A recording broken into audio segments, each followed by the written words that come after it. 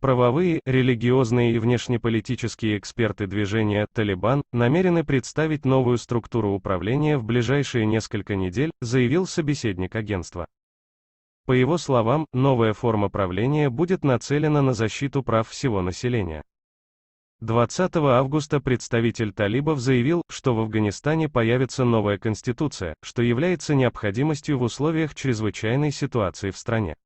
По его словам, в данный момент необходимо обеспечить нужды народа, преодолеть вакуум, а уже после предпринимать другие шаги.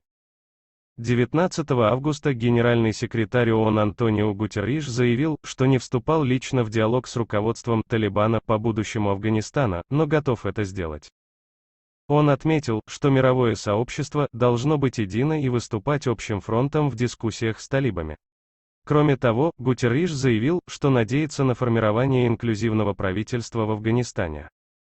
16 августа Совет Безопасности ООН также призвал немедленно прекратить боевые действия и создать новое инклюзивное правительство в Афганистане. Последнее подразумевает полное, равное и значимое участие в нем женщин. 15 августа талибы вошли в Кабул и заявили об окончании войны в Афганистане, назвав это освобождением страны.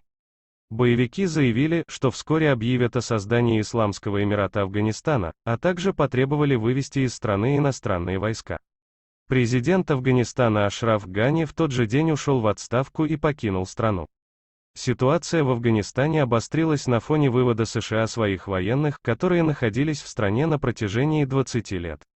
За это время так и не удалось достичь стабильного мира в регионе и налаживания политической ситуации в стране. Вывод войск начался в начале мая, завершить его планируют до конца августа.